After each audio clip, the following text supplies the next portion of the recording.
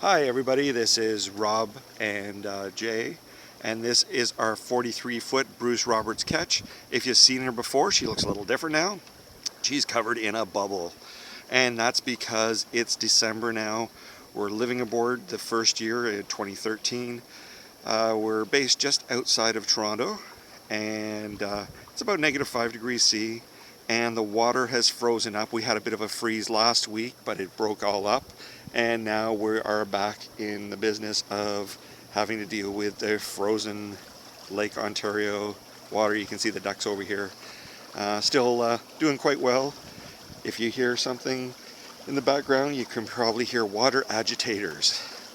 See, there's one on the boat over here. This guy over here on the houseboat's got a little bit of different design. He actually has a compressor that's blowing bubbles underneath his boat. This one is a propeller. I'll give you a little bit closer look on ours. And basically what you're trying to do is you're trying to bring water that's warmer from the bottom and agitate it and bring it up to the surface, and it stops the water from freezing around your boat. And it's actually quite efficient how well it does. It was thick enough that I had to chip the ice away it took quite a while to chip the ice away this morning just so I could adjust these lines because I hadn't run it before. See if we can get a bit of a look. This is what they consider a bubbler, and the name's a little bit of a misnomer. This one is basically a propeller blade in a housing, waterproof of course.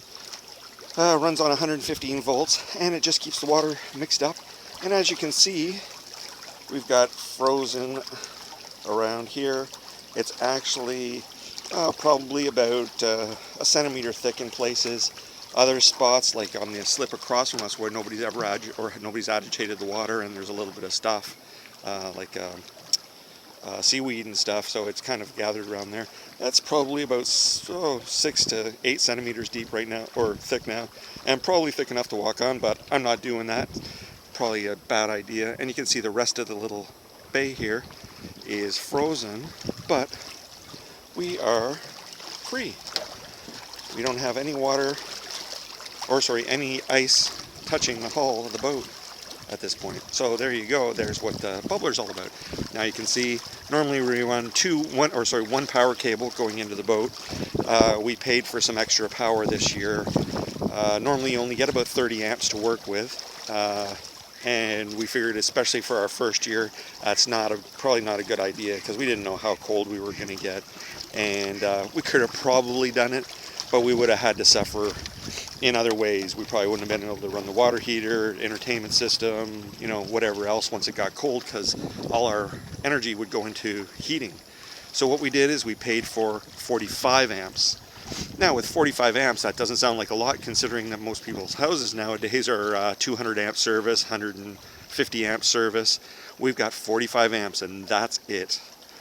We push that by 5 amps, breaker kicks out, and we're up and trying to get everything started back up. So makes you really aware of your power consumption, which isn't a bad thing. And you can see the bubble on the boat. That's just basically keeps the snow and ice and accumulated crap off the deck. We still have deck leaks, as you can see on the tow rail. We're only half painted there. The deck's only got one coat of primer on it. We got numerous holes in the deck that have been drilled, or that for mounting stuff that have been removed for doing the refit. But you can see. There you go. Go around. We did the steps. I redid the steps this year. And we go around the back here. But basically, yeah, the bubble just keeps the weather off. We've had some pretty rad weather already this year. And had like 30 knot sustained winds for 2 or 3 days. Actually, you can hear that.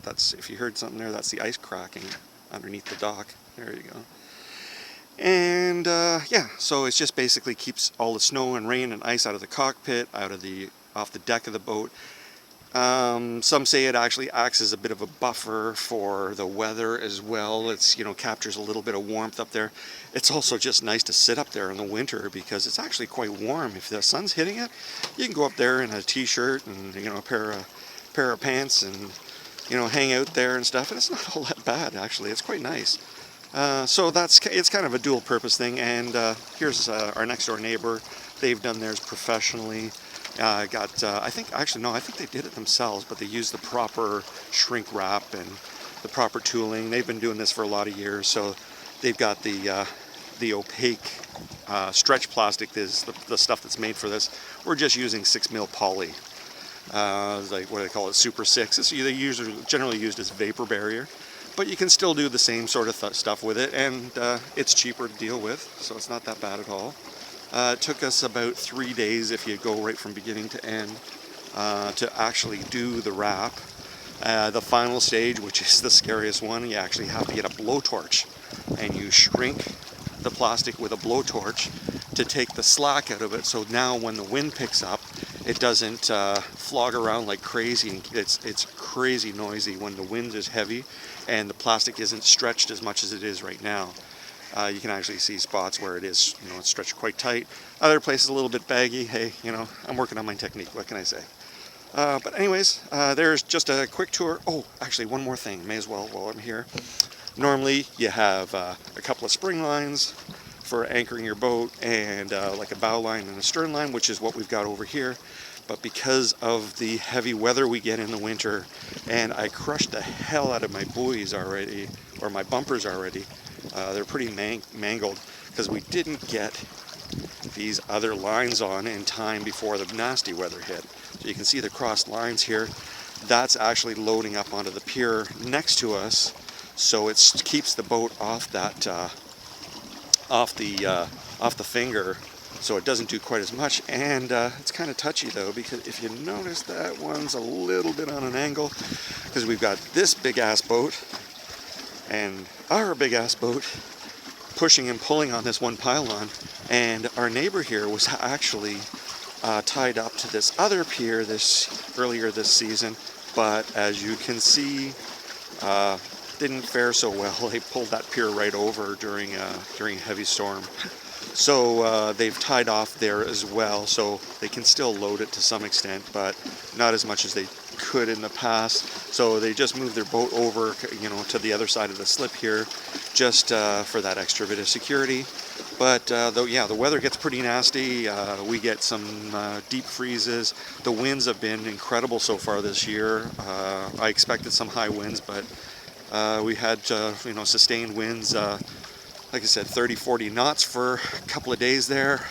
Jay got a little bit seasick over a couple of days, just sitting at our finger here. So it's quite the experience. But like I said, other than that little bout of seasickness, she's done really well, and so have we. And the cover hasn't blown away, and the cat is still happy, and so are we. We got our little spot here, so lots of work to do yet, but there you go. Quick tour of sailboat in the winter in Canada. All right, bye-bye for now.